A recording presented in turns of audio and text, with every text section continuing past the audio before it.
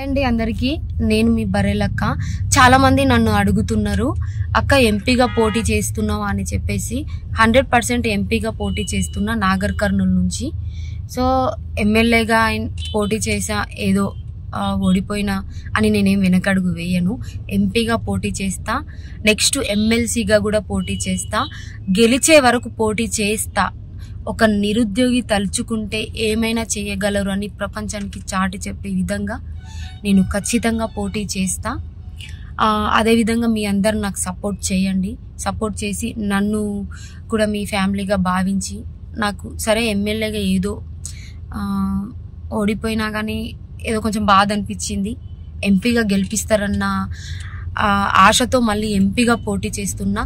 ఒక నిరుద్యోగి ఖచ్చితంగా అసెంబ్లీలో కానీ పార్లమెంటులో కానీ అడుగు పెట్టాలి. సో అడుగు పెట్టాలి అంటే మీరందరూ నాకు సపోర్ట్ చేయాలి. చాలా వరకు డబ్బు చూసి ఓట్లు వేస్తున్నారు. సో ఆ విధంగా కాకుండా మంచి చేసే విధంగా నాకు ఓటేసి నన్ను గెలిపించాలని మిమ్మల్ని అందరినీ కోరుకుంటున్నా. నాగర్ కర్నూల్ నుంచి నెక్స్ట్ ఇప్పుడు వస్తున్నటువంటి ఎంపీలో నేను ఖచ్చితంగా నిలబడతా. మీరందరూ నాకు సపోర్ట్ చేయండి. ఒక్కసారి నాకు గెలిపించండి. గెలిపిస్తే అభివృద్ధి అంటే ఏంటో నేను చూపిస్తా. ఎజెండా ఏంటి అంటే, ఎమ్మెల్యేగా నిలబడ్డప్పుడు ఏ ఎజెండా ఉన్నదో ఎంపీగా నిలబడ్డప్పుడు అదే ఎజెండా ఉంటుంది. నెక్స్ట్ ఎమ్మెల్సీలో పోటీ చేసిన అదే ఎజెండా ఉంటుంది.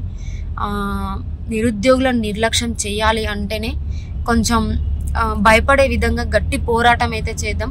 ప్రతి ఒక్క నిరుద్యోగికి, ప్రతి ఒక్క తల్లిదండ్రులకి, చాలా మంది ఉద్యోగులకి, వాళ్ళ పేరెంట్స్ ఒక్కసారి మీ పిల్లల భవిష్యత్తును ఆలోచించి, మీ పిల్లలాంటి నన్ను మీ దృష్టిలో పెట్టుకొని ఒక్కసారి ఆలోచించి మీ అమూల్యమైన హస్తాలతో ఈసారి నన్ను ఎంపీగా గెలిపించాలని నేను కోరుకుంటున్నా. ఖచ్చితంగా ఎంపీగా పోటీ చేస్తా. చాలా మంది ఎమ్మెల్యేగా నిలబడ్డది ఓడిపోయింది కదా, ఎక్కడో మూలపై ఉంది అనేసి చాలా మంది అనుకుంటారు.